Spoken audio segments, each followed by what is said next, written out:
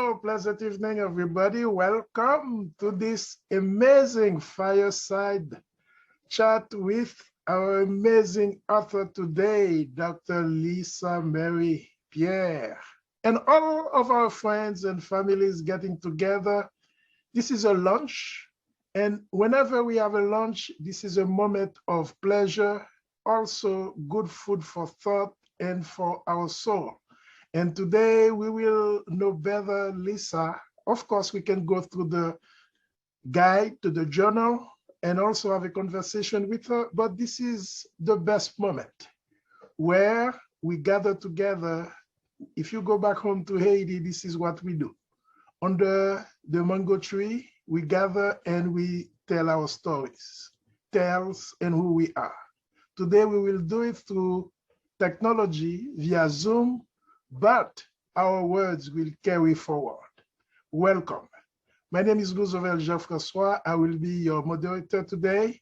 And to start, we have an amazing program for you. I ask you to do one thing. Whenever I'm traveling, I take Spirit Airlines. There are a few lines that they do and that I appreciate. When they are ready to leave the tarmac, they said, relax, sit, relax, enjoy the ride. I will ask you to do the same thing. Enjoy the ride with Lisa. To start, I will introduce, if you had been here, if you are the first one to log in, or if you are among the first one to log in today, there might be a great surprise for you. And for this, I will introduce, I hope she's here with us. Should I introduce Stephanie Kasmir? I'll take Stephanie's place. So for the first person who joined the chat was Katie. So you win a door prize for being prompt and on time. So you've won a journal bundle. So you'll get a physical journal, a digital journal, and a 1-hour conversation with me, and we can discuss the journal together. So send me your email, and we'll talk offline about how you could collect your prize. And thank you for being on time.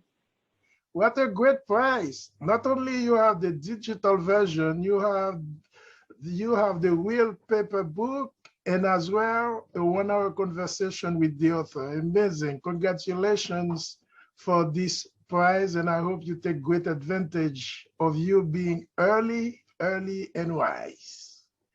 And now I have the distinct honor to start with the words of the day. I will say some remarks.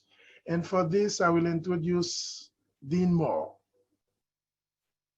Is that the person, should I?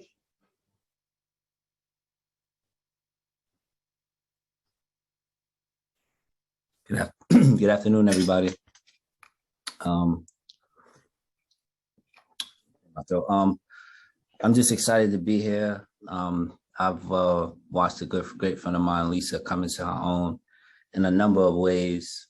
This journal, from its inception, the idea initially until now, has been beneficial for me and my personal development. And I've watched, even though it was something that was created to help other people, I think it's been beneficial for Lisa as well, and her personal growth. And I think it's a beautiful thing that something created with the intention to help is taking a form and giving, and now being able to help so many other people. So it's a pleasure to be here. Congratulations on the launch of the Intellectual Will Guided Journal.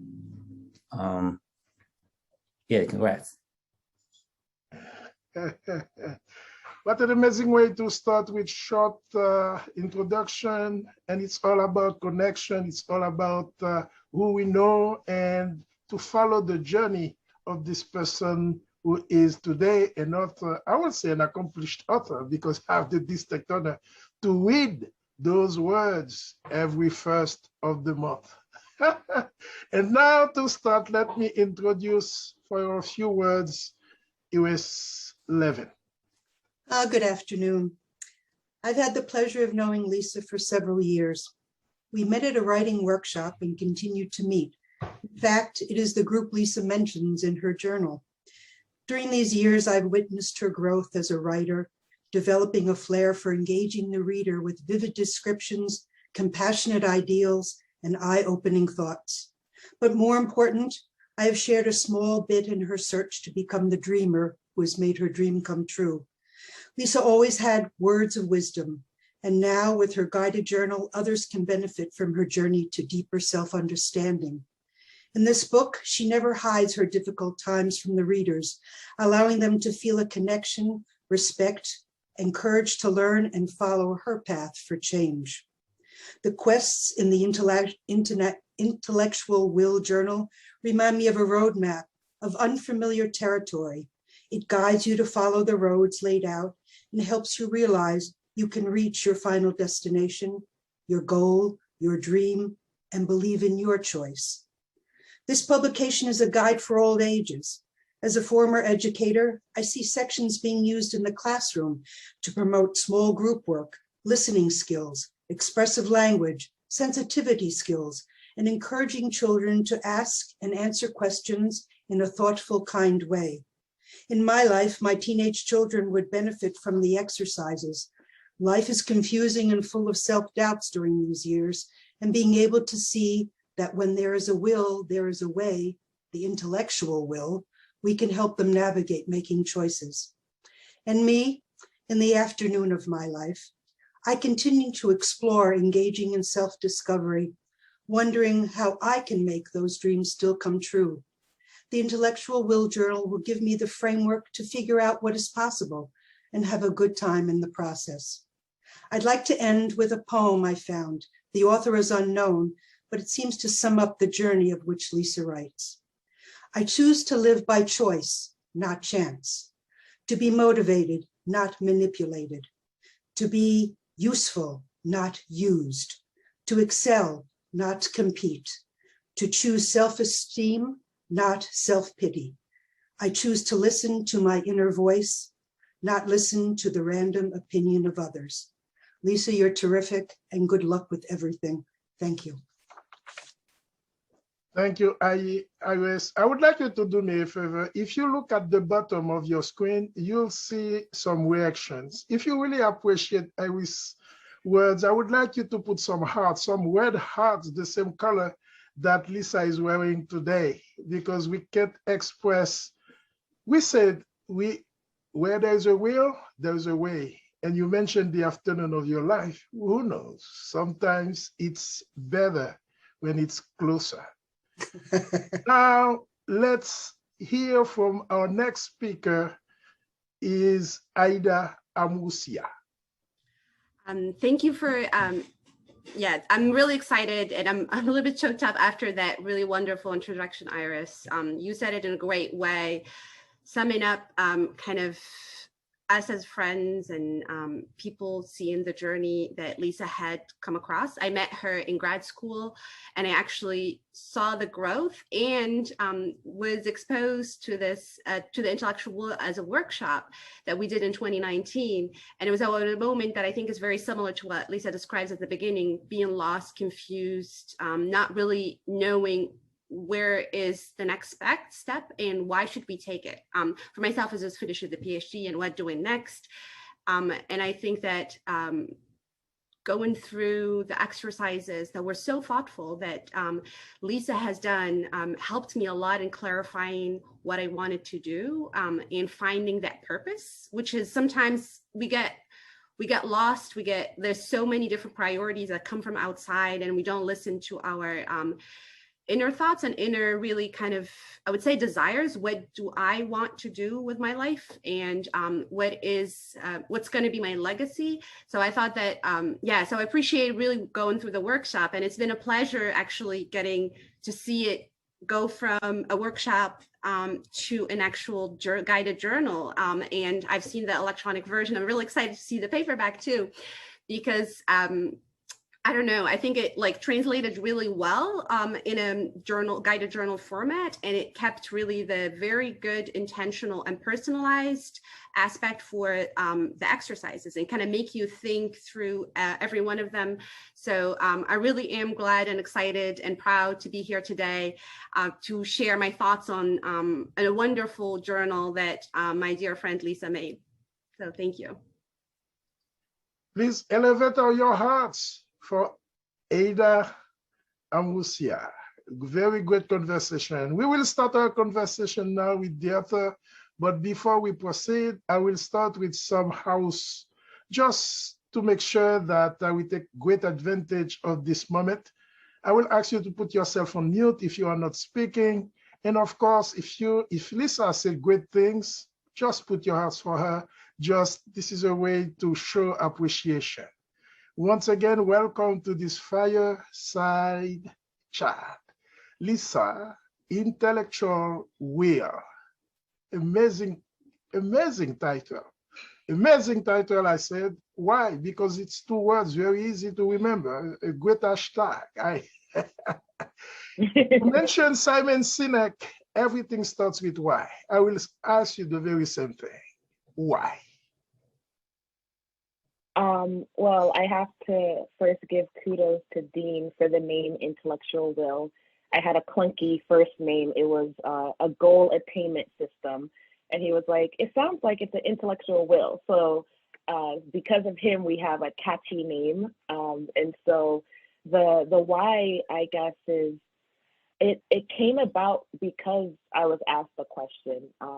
Dean, if he doesn't mind me shouting him out or highlighting him, he noticed that I was changing. I was in the PhD program, and I was struggling a lot and trying to get myself organized in a different way. I've always been an organized person, but the PhD kind of pushes you in a different way, in that you have so many responsibilities. You need to teach, you need to do research, you need to write your dissertation. There were so many moving components that I didn't know what to do. And he kind of noticed that and asked me, well, how do you get organized?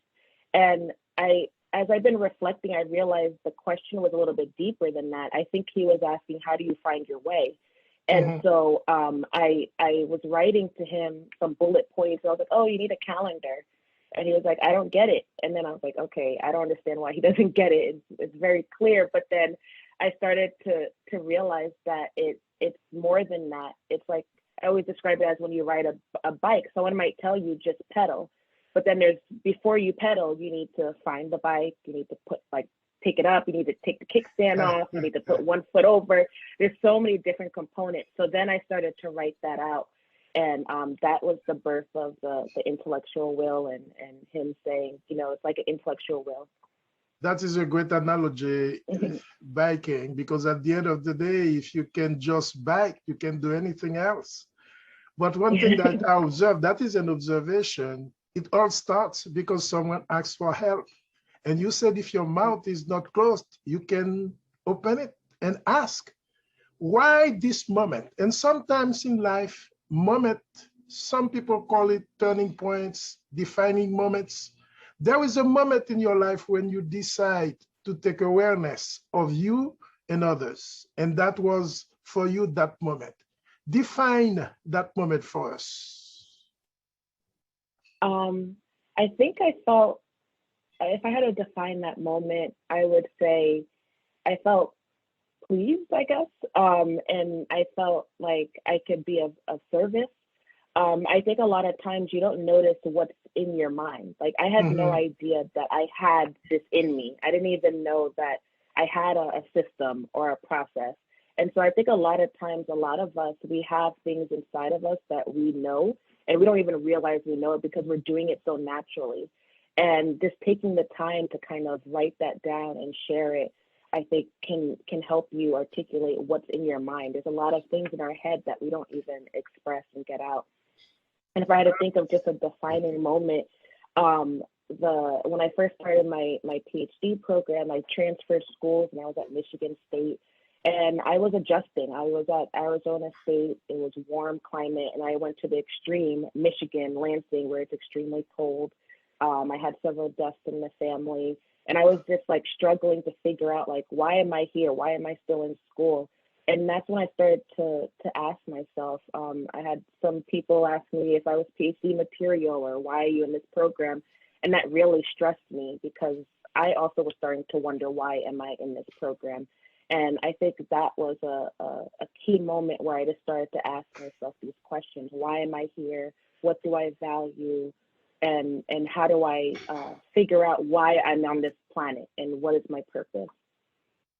Those are very philosophical questions since the inception of man, the first man, to today, we are asking the very same question. Why am I here? Where am I going?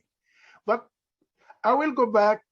When you sent me the version, the digital version, I made an observation and you will concur or you will tell us more. I'm asking, this is an observation. I observed the wheel, W-I-L-L, in your intellectual wheel. The wheel, as I said, is bigger, bolder, and bigger. Why is that? Is that intentional? That was, I had Brooke Shire, she's a student at Howard, and she helped me take my little clip art and make it into a nice design. And I think the will is bolder because it's our drive, it's our ambition. For me, it wasn't on purpose to have it bolded, but I think because of our conversations, she made it larger because it's just like you have your mind, but then you also have to take action. You have to have that drive. And a lot of the designs in the journal were kind of intentional. We talked about like the font and the how to visualize some of the things that I was thinking about. Even how I organize the poems is all intentional because it is telling a story. And also you start with your table of contents. You start with the origin, that means Genesis, and connecting the dots. And at the end, you ask us, those dots are unknown. From unknown dots, we start with to unknown dots, and you leave us 25 pages free to connect. Why you start with those dots from ourselves and you end with them? Well, it's interesting you say that because one of my friends, when she was reading the journal, she said she felt like I was holding her hand, and then it was just like, all right, now you have to go and do this yourself. And I feel like that's how life is. You start off kind of a little confused. What am I supposed to be doing? And then you kind of end the same way. Are we still, what am I supposed to do? What is the unknown? What comes after death and what goes on? The reason to, and I think this is going to happen like throughout this talk, is that not everything that I've done has been because someone has helped me. So Iris actually, in my writing group, we were sitting down last summer outside, and we were talking about the journal, and she asked me how come I haven't finished it yet. And I said, I haven't figured it out yet. I don't know what the end is. I haven't figured out my life. And her and another writing group member, Amy, they're older than me, and they were just like, I haven't figured out life. And it just made me realize, like, okay, these are people who I see as accomplished, like they have a great life and they still haven't figured it out. Maybe that's just what life is. We're always going to be trying to figure out our dreams and what we're doing. So then that day, I actually went back home and started finishing up the journal. And I just decided I'm going to leave the last pages of this journal blank because I can't tell people what the next step is. Like, I've given them some tools to help them along their journey. And I hope that what I gave them is enough for them as they move forward. They could keep taking those steps. And I leave the last bits of the journal blank for them to write in and share what they're doing every day if they want to write down what they've been up to. I really like the way you say that. That reminds me again, Simon Sinek, he said, you have a finite life physically, but the impact of your life is infinite. And that's what I saw in those dots. I said, you can do whatever you want and it will start with the dream. You started with the dream. Nothing happens without the dream. You have that dream, not only you mentioned the dream, but you have a process. And I will invite you to go dig deep into the journal yourself, but I would like you to move us from the dream that you had to the process that you have built in building this intellectual will journal. Well, for me, the important thing was figuring out why I'm doing things. What do I want to do? And I kind of use that as my basis. That's why I start the journal talking about the core beliefs, because I think that's a foundation. If you know your values, you know why you're doing things, what legacy you have, and the impact you want to make, it's the foundation of like a house.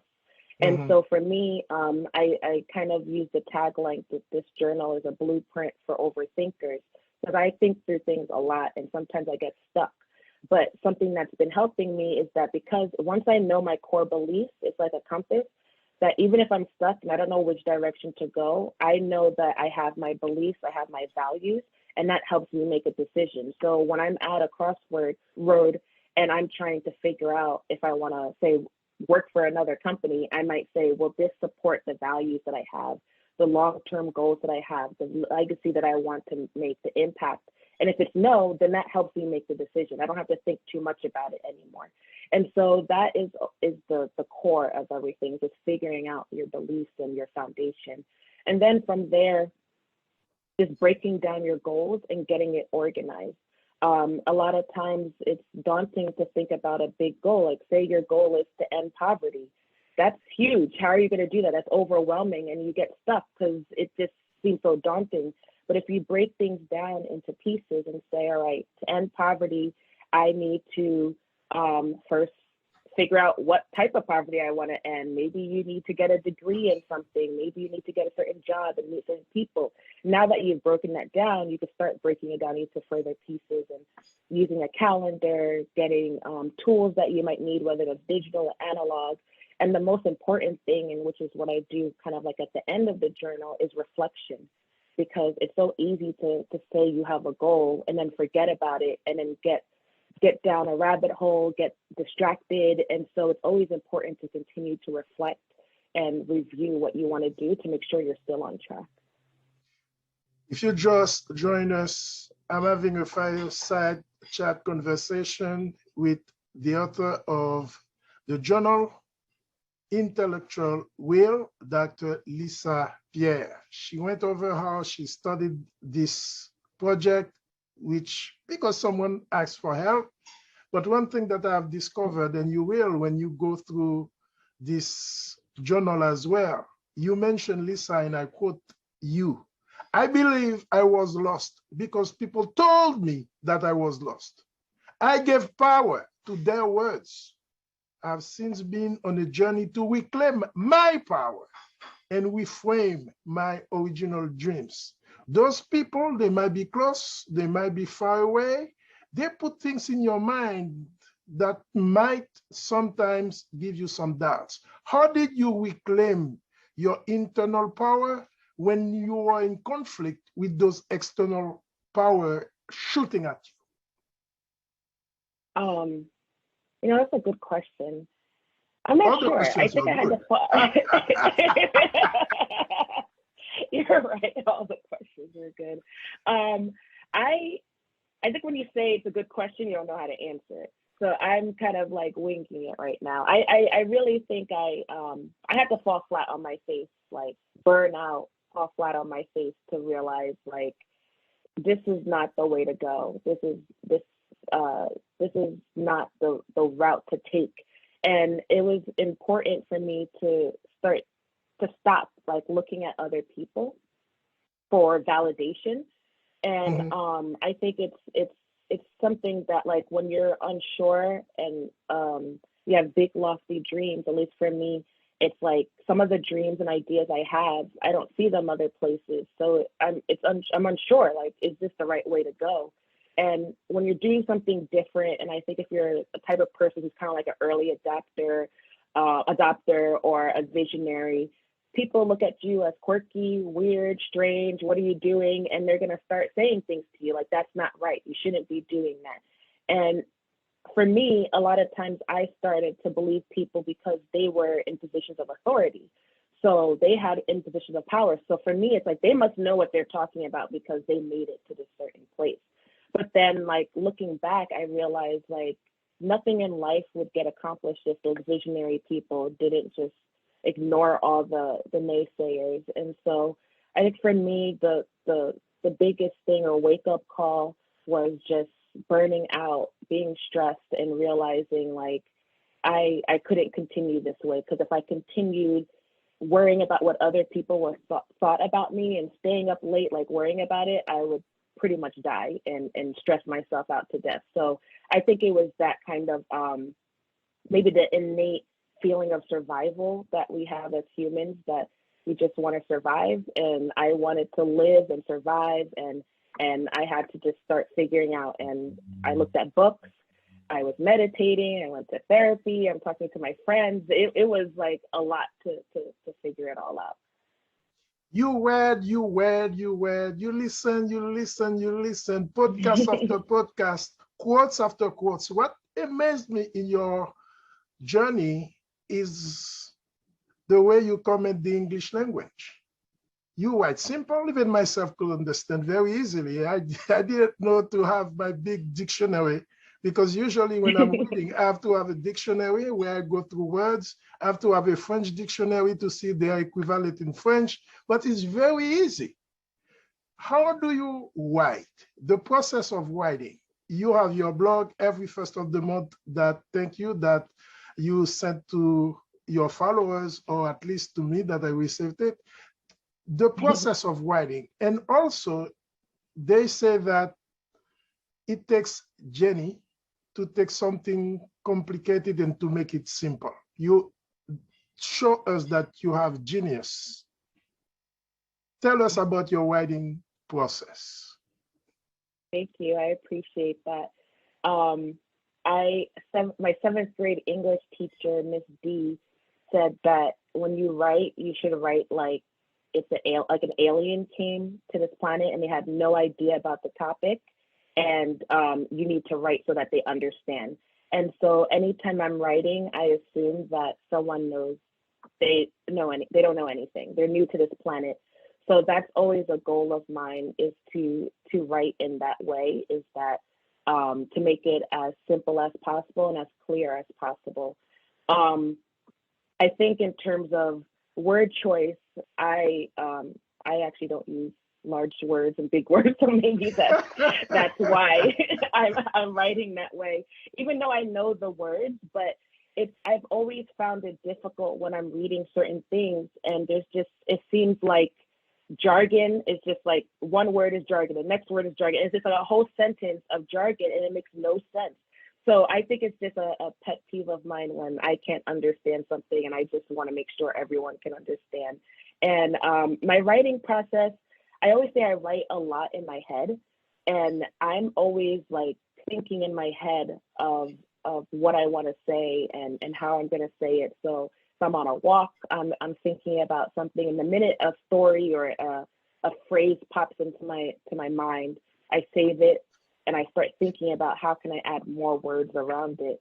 And once I kind of thought about it enough in my head, I sit down and I start writing, and the words just flow. And I kind of, I guess if people talk about a muse, I think I let that muse just speak through me, and I just let the fingers flow. I definitely am the type, even though a lot of people in writing tell you not to do this, I edit as I write. So if I write a sentence or a couple of sentences, I go back to it and I reread it and make sure that it makes sense. And then I go back to the next paragraph. So that tends to make things go a little bit long. But once I'm done, whatever I've written is pretty good, because I've been editing as I was writing. No, it's very easy, simple words, simple sentences, short paragraph. And also sometimes you write as you speak. Yep, comma. Yeah. Amazing. Good job, Lisa. I really appreciate it. I said to myself, and I agree with you, Levin, when you said that this is a tool that we can take to the classrooms, because at the end of the day, we need to start early with this journey. Be aware. When we have that awareness of ourselves, that gives you power into yourself. It starts inner, the inner core values that you mentioned. And I know I don't want to give you too much details about the content. I want you to take your own ownership of the content yourself. But one thing you do well is you share resources. And one of the resources that you share with me or with your followers is your playlist, your music. And you have Jay-Z, you have the one that I like the most. I put them down. Let me make sure that I mention them quite well. And you have Yonaka. Mhm. I like Yonaka. I like this sentence. As soon as you taste independence, you start living in the present. And it's all about living now. Have the power. And that's why I saw also in your spiral. That means moving from analog to digital, from new technology to old technology. You have a certain way for the old, for the new, and for the upcoming. And that's why I like this content. And at the end, you fellows who are present with us today, you'll have an opportunity to ask questions and to also have your part of the conversation. But now, Lisa, you said your core values. You mentioned what your ancestors, your Haiti. This is not only a content, this is also a position against capitalism. I saw, I would like to know, you have mentioned 5 words about your core values. If someone wants to define you, they want to know that you are someone who is very curious about things, your curiosity. But I would like you to share your inner core values and why us present today or us watching this at the future time, should we define our core values? You're very observant. Yes, I think everything I write is a critique to, I guess, the capitalism. I do think that we can operate under like a solidarity economy and work together. We did that in our early days with cavemen and hunters and gatherers. We've worked together, and I think there's something to be said about trying to be free. And some writers, I can't remember which it might have been a Black feminist who said this, but we're not free until we're all free. And that's just something that I really think about. And so that's something I strive. And I think education is one path to do that. If we're all educated and we have access to information, we can make the choices and the decisions to help us, be free. And so, my values are definitely rooted in freedom, being connected to people. Curiosity is a main one for me. I'm a very curious person. I'm always wanting to learn. Environmental stewardship. I really believe in the planet over profit, and so that's something that I try to embody and share. Fellowship. I love gathering with people, and even this today is a way for me to be in fellowship with others.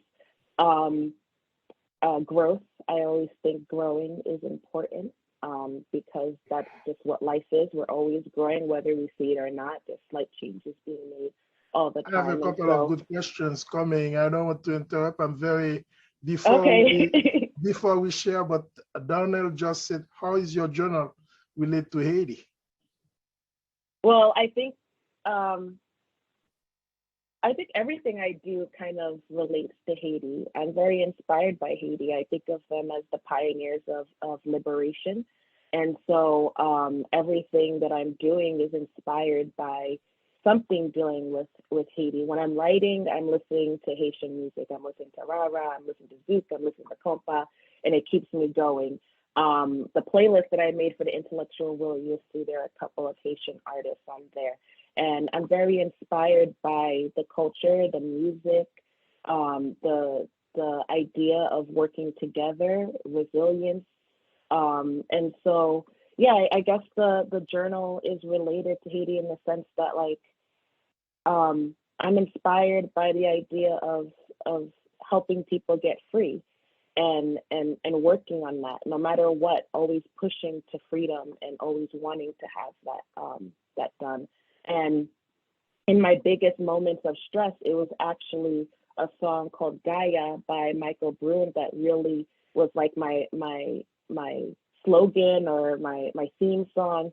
And that song means healing.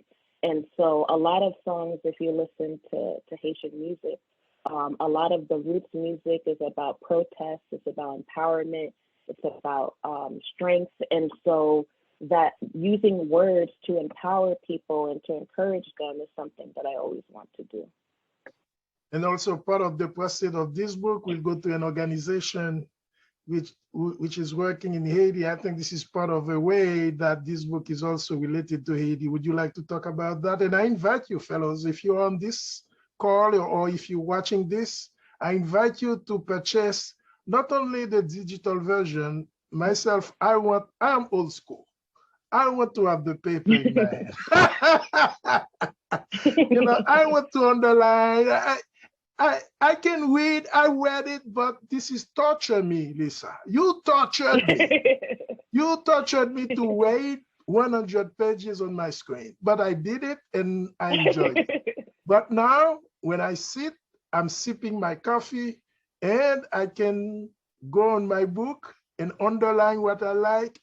I'm telling you, I will do all the homework that you say, and maybe I will have a 1-hour conversation with you as well. I invite you fellows to go ahead and purchase this book. This is a way to contribute to Lisa's work.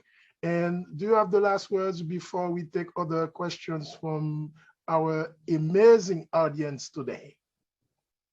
Well, I can't believe I forgot to say this. Yes, Grown in Haiti is sending 8% of the profits are going to Grown in Haiti. They're an organization located in near Jacmel in Haiti. They do reforestation. They're planting trees and fruits and vegetables. They're also building a community center for the children in the neighborhood.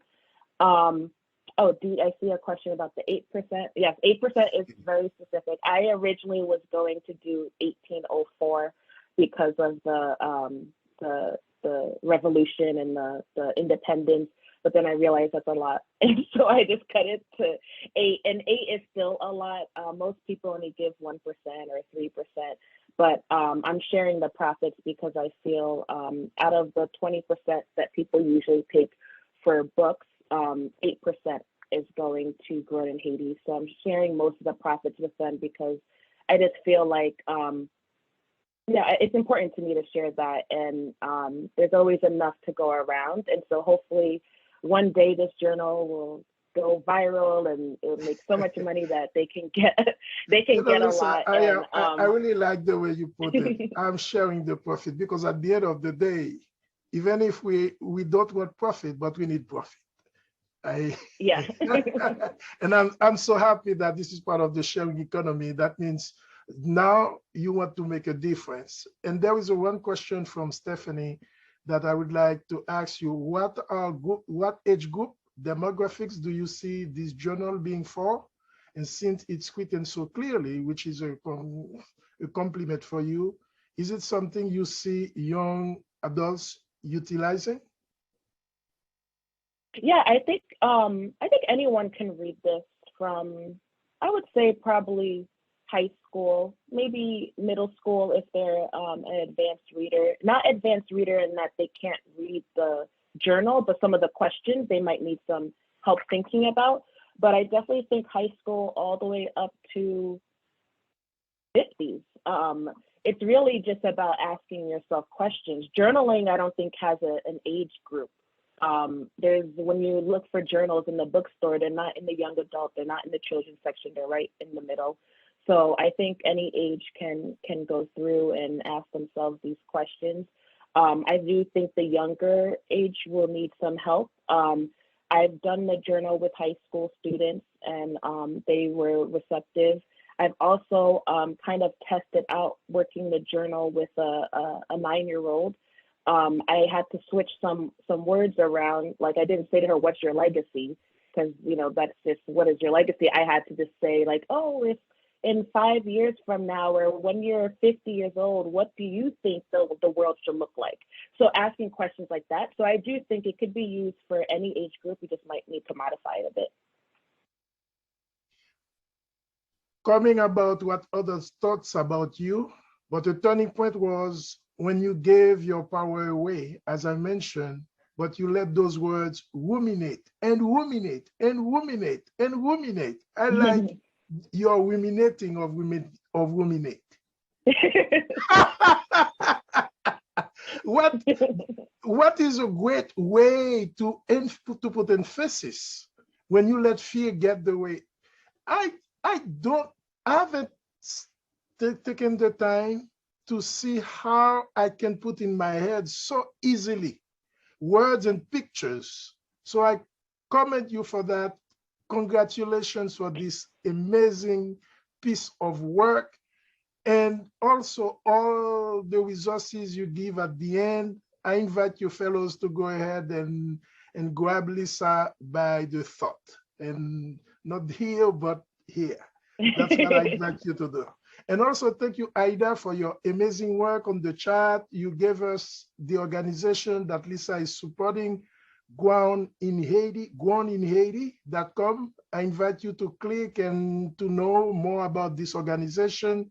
And today, I invite you to order your version of this book, intellectualwield.com, and you have the link right here. Now, if you have questions, please go on your reactions. You can just raise your hand, or if you want to put it in the chat, I will be your spokesperson if you want to. But I would like to hear your voice and share the content. It might be a question, or it might be just a comment. Up to you. Now, what is the next step? Winston Churchill said, when you start with a book, it is like a devil, like you're fighting. You're fighting your inner demons. You have it here, but put it on the paper. From here to paper, there is a whole process. Then you have some days, as you said, before you met those ladies in the group, you thought you had a writer block, which is not true. Usually, this is just, and you found a process that, hey, if I put my time, if I ate the frog early in the morning, as Brian Tracy said, I will have my 1 hour writing or whatever. Now the book is done, it's already there. Now we can call it history. Now, what is the next step? What will you do? What is the dream that you have with this tool? Well, for the journal, I want to get it in the hands of people. So I'm reaching out to schools to see if they would like to buy bulk copies for their guidance counselor classes, colleges and their career development. I also want to reach out to some corporations for like team building exercises. So if anybody on this call has any leads, hit me up. So that's my goal, is just doing it, getting more people to be exposed to it and doing some workshops. I do have several books and ideas planned, so I am ready working on the next book, which will be talking more about working together and how we could collaborate to achieve our goals.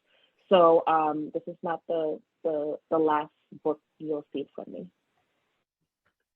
Amazing. And now I would like to hear Dean more. Would you like to say something? Yes. I think that you said something that was very poignant, and when you said grab Lisa by the thought, because I think thought is the very thing that got us to this place. And I've always been very serious about intellectual property. And the thing about intellectual property is that it's intangible and you can't see it. But one of my favorite books is Think and Grow Rich. And Napoleon Hill says that one of the chapters is called Thoughts of Things. And so how do you honor this thing? How do you protect this thing? And how do you distinguish this thing? That's a thought, that's intangible that you can't see. And one of the ways I feel like to do that is to write it down. And that's what this process is about. And even in doing that, I think it's important to point out that sometimes when you're good at something or things come natural to you, you don't think, you can't really tell that they're valuable and how valuable they are. So me being the person that was coming to Lisa asking for help in this process, and then looking at what she put together, even though it was for me, the first thing I thought was like, wow, this is big. This is way bigger than me. This is something that any and everybody can use that, like you said, it is in a creative space and looking to find their way.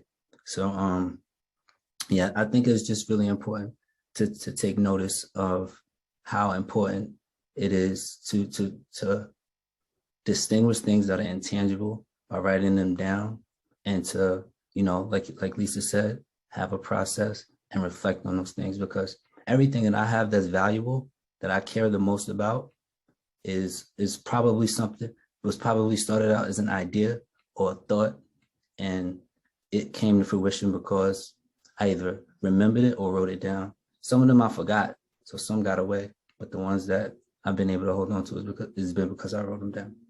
So. Thank you, Dean. You mentioned Napoleon Hill, and as you said, thoughts are things. If you don't cultivate them the very same way you have to cultivate your garden, pull out those weeds and also grow the flowers. And I totally agree. Let's hear from Stephanie. And I would like to hear your points. I know you have maybe had a front seat position to see the author. I would like to hear from you. Let's hear from Stephanie Kasmir. Hi, everyone. Good afternoon. It's so exciting to be here and be a part of this chat and see this community. I think so much of what Lisa does and what her company is about is community. And I think that's another advantage to the journal. And yes, like Roosevelt said, through various different ways, not only being, Lisa's my sister, but some of the other groups that we're a part of have had a front seat role to the journal. So it's incredibly exciting seeing it come to fruition. And so just a big congratulations to Lisa. And, I think everyone here can say we're very proud of you and we're so excited to see your next steps. And it's incredible to hear you're already working on a next book. But of course you are. Lisa's always working on a project, but it's very fitting to know that Lisa's first book would be a journal because she's the queen of journals. In fact, what I use as a mouse is a journal that Lisa gave me, a Harry Potter one. Anytime she sees journals, she'll pick them up for people. We always say Lisa's always madly scribbling, working on her master plan in a journal. So she's kind enough to share her master plan with us. So thank you, Lisa, for sharing your thoughts with us and your intellectual property. We're very blessed. So yeah, it also was my responsibility to announce the next raffle, but it appears that I'm the winner for asking the first question. But since I already own a copy of the book and I am blessed to have long conversations with Lisa all the time, I'm happy for someone else to be the raffle winner. Well, you have given it away. What we could do is to invite whoever from the audience who has a question for Lisa. Yes. Just raise your hand and maybe you will win something just for participation. Because the next person who asked the question was Dee, and Dee also has had plenty of opportunities to speak with Lisa. So we want to open that up to someone who doesn't have as close proximity as we do. The floor is open. Do you have any questions, Donnell? Oh, I was just going to say, guys, don't be shy. Okay. Morgan Fowler, do you have a question? Sometimes when I'm in the audience, if you don't ask, one thing I learned from Lisa is ask. If you don't ask a question, I will ask you to ask a question. Morgan Fowler, I am asking. Leslie Carr, go ahead, Leslie. Oh, Leslie. Unmute yourself. I'm on mute. Hi, everyone.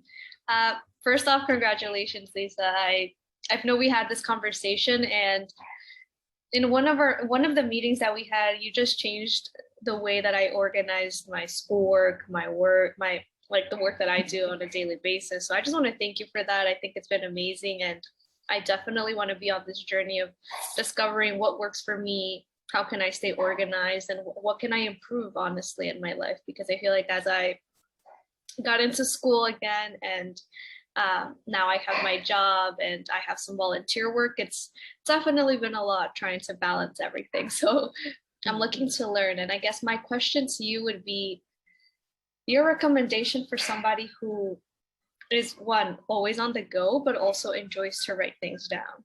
Like, that's something that I've struggled with. I've had physical journals that I love, and I have a collection of them.